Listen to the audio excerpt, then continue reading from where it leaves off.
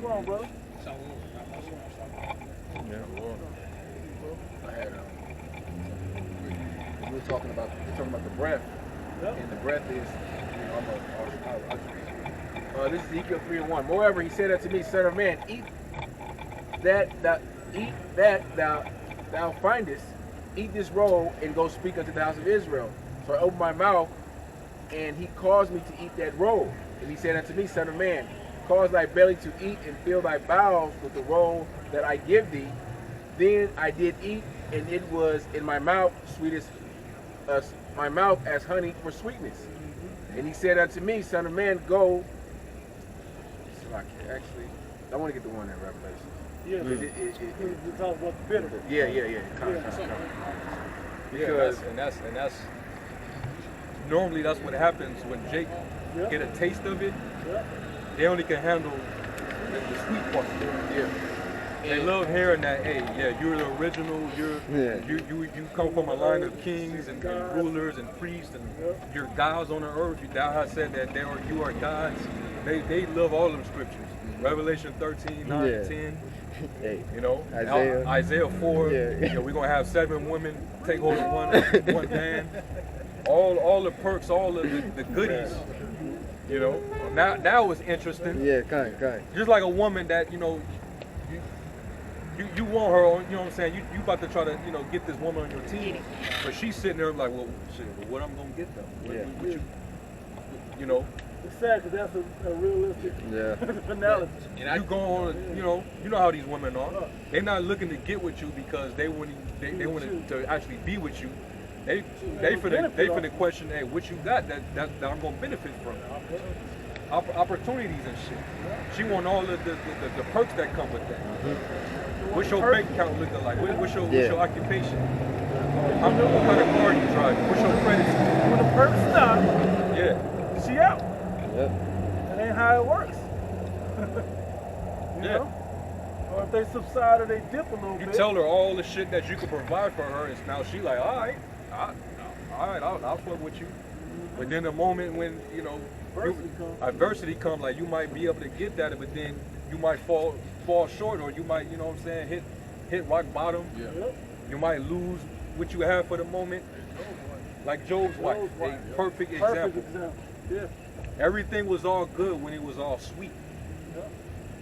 But once the calamity came in, when the tribulation seeped in, she didn't want no parts after that. She said, curse the Most High and die.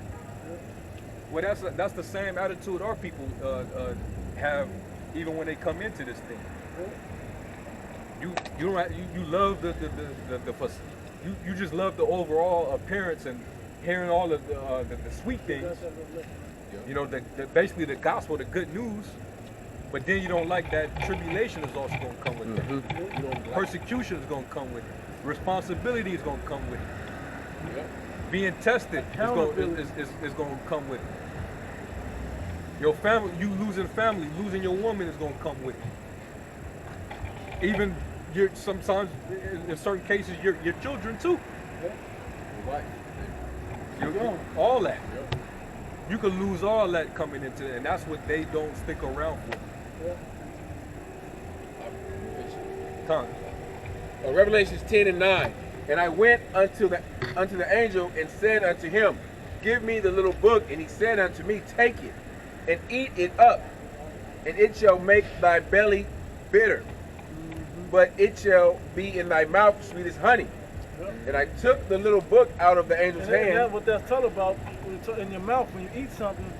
It's like eating fast food, right? You eat it, it tastes good, but when it get down to your stomach, like, fuck, man, I shouldn't have ate that shit. Man, this is gonna be a problem it ain't digesting right, man. Fuck. You have that buyer's remorse. Yeah.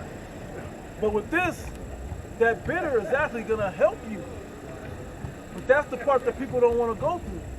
That stomach ache that comes because better digestion is happening. But that digestion is really just an analogy for understanding happening. And where growth can now begin to happen. Hey, when your wisdom multiplied, bitterness increased. That's in the Apocrypha. Yep. What's the other one? Increase of sorrow. Yeah, that'd be better. So much wisdom is much grief. Yeah, that's Yeah, yeah, yeah. Ecclesiastes. Yeah. Right. I butchered him. Hopefully, brothers can clean it up. You got it. And I ate it up, and it was in my mouth sweet as honey. And as soon as I had eaten it, my belly was bitter. And I wanted to say that we were talking about the breath, and it's almost like when you come into this truth, the Most High knocked the breath out of you. Yeah. And that's really, knocking all that bullshit you do in the world. So you know how you playing football and something, you get the wind knocked out of you? That's what it's like, where you gasping for breath, but when the breath that is enter into you when you come into this truth, where the Most High opens your eyes, is that the true breath of the Heavenly Father, this real knowledge.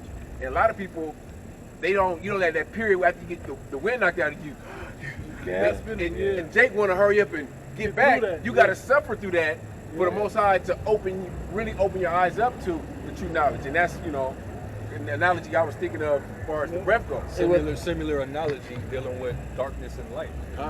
Paul, that's a spirit. He thought he was in the light when he was a Pharisee of the Pharisees. But then he didn't really understand the fullness of it until the Lord blinded his ass, knocked him off the high horse, so to speak, blinded him, and then when he received his sight, he got the real light. He was able to really see. Somebody get Matthew 3? No, John 3? Yeah. 11. Where's the one where it says wisdom will try you? 15? Sirach 4 and 17. Sirach 4. I would go wisdom Sirach. Sirach. You want me to read that? Or Yeah, you go ahead. You got it. It's John 3 and 19. And this is the condemnation, that light is coming to the world. And men love darkness rather than light, because their deeds were evil. So a lot of jakes that come into this, they can't truly come all the way over into the light, because it's something in the world that's pulling them back, or they want to have one foot in the world, one foot in the truth.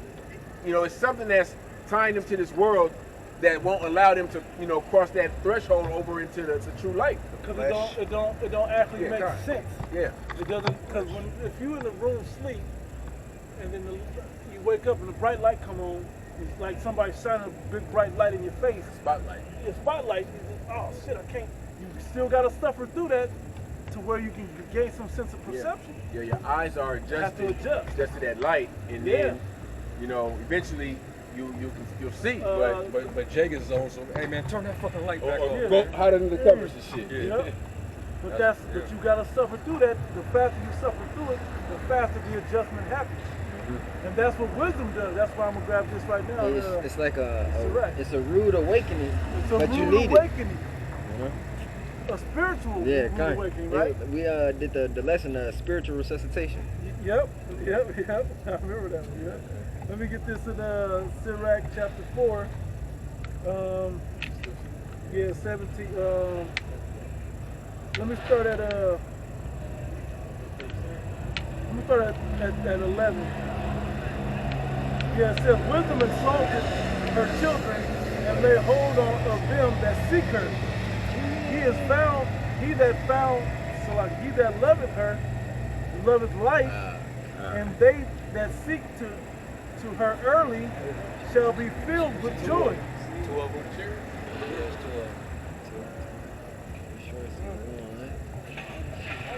You just separated and then you're back into it. If you catch it. Oh no, we go back. Every week.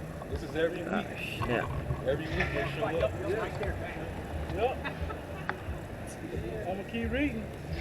Keep going. It says, he that holdeth her fast shall inherit glory, and wheresoever she entereth, the Lord will bless. He that serve her shall minister to the Holy One, and to them that love her, the Lord do love. That's about 4, right? Yep. It said, whoso giveth ear unto her shall judge the nations. Right? That's part of Who the shall kingdom. give ear to her shall judge the nations. Yeah. Because hey, we're supposed to have wisdom. Because that's what this chapter is going into, wisdom. Yeah. All right. Before Solomon sat on the throne, he prayed for wisdom. Yeah. And the Lord gave him the wisdom to be able to judge among the nations and his own people. Right. All right, and that's what returning back to us because we're getting ready to rule the nations. Go ahead. And he, the new covenant said what? You will no longer teach your neighbor or your brother saying, know the Lord, for all shall know them. From the least to the greatest. Yeah. So we just got to teach the heathen. It says, and he that attendeth unto her shall dwell securely to this wisdom, right? It says, if a man commit himself unto her, he shall inherit her, and his generation shall hold her in possession. For at the first she will walk with him by crooked ways, and bring fear and dread upon him. That's that rude awakening. When because it's gonna make you doubt if this is the right thing by using wisdom. I don't know, man. Last time I used wisdom, man, shit got worse. I normally would get out of this before with these actions here. But this is not the same thing. You have to really hold on to wisdom and till she trusts you. But with wisdom comes faith. Right. Because you said, I'm getting jacked up. That's where your faith has to kick in to sustain and hold back. And we were warned when you that that would happen. when wisdom try you, it's to make sure if you're gonna continue to follow the instruction that was given to you. Like for example, King Saul. King Saul was at one point in time, not only was he revered and respected because he was the first official king over Israel, he was also among the prophets. The spirit was the spirit of the Lord was on Saul. He was prophesying among the prophets. But then what happened? The moment he didn't hearken to follow through with the instruction that he gave to get rid of those Amalekites. But he saved Agag. That's when wisdom forsook him. Right there, he refused. He didn't hearken to the fullness of the instruction, and guess what happened? The Lord took the spirit away from him. Bro, he leaned on his own wisdom instead of the wisdom of Yahweh Shai. Thus, was the spirit was taken from him. I got a great analogy. So if somebody tells you, all right, so I'm gonna give you instructions to go directions, right? Follow all the way to the corner, make a right. Now, when you go into the corner, you following. Then you make the right, you following still. But then you get to a point, well, I don't know if I want to go where it's telling me to go next. I'm gonna go my own way. You're gonna end up somewhere lost. But wisdom want to know through faith that you're gonna follow the directions no matter what. We follow the land whithersoever he's going. Okay. You know? Even if bitterness seeps Even in, if bitterness even if it's dangerous, Yeah. are you still gonna follow the instruction? Proverbs 3:5. Trust in the Lord with all thy heart, and lean not unto thy own understanding. Yep. Hey. On all thy ways acknowledge him. Why not? Because your own understanding comes from what? Your heart. The heart is deceitful above all things and desperately wicked. Who could know it? You can't just follow after your own deal. You gotta follow after the fountains of living water. It's gonna be like a childish kind of analogy. But you remember in Finding Nemo, you know the fish told him to go through the straight gate. Yeah. You know, the difficult path. You know, through the mountains and the waters. What did they do? They went up above it and almost got killed. You know, by the jellyfish. You know, that's just Verse 6. In all thy ways acknowledge him, and he shall direct thy paths. Be not wise in thy own eyes. Fear the Lord and depart from evil. Yeah. So your ways are the ways of evil. You know. A way. What did it say? A way. There's a way which seemeth right. There's a way that seemeth right unto a man, but the ways of death. yeah, it is. But the end thereof is the ways of death. That show you that it's not just about having wisdom, but about applying it. Applying it. Exactly. Yep. Beautiful. Hey, real quick, I'm gonna read that same verse. This is in the Good News translation. It says, Sirach 4:17. At first, wisdom will lead you in long, difficult paths. She will make you so afraid. Time out. Let me say this. Why is it a long, difficult path? Because you're not used to that path. Especially being in the flesh. Right. Coming out of the ways of the flesh and your own understanding, you would have never chose this way. So it's gonna seem like it's gonna take you the wrong way, but it's taking you the right way. It's difficult because there's gonna be things that's gonna be trying to pull you off the path. Yep. To the left and to the right. So you gotta pay very close attention, man. Satan's trying to snatch you off the path.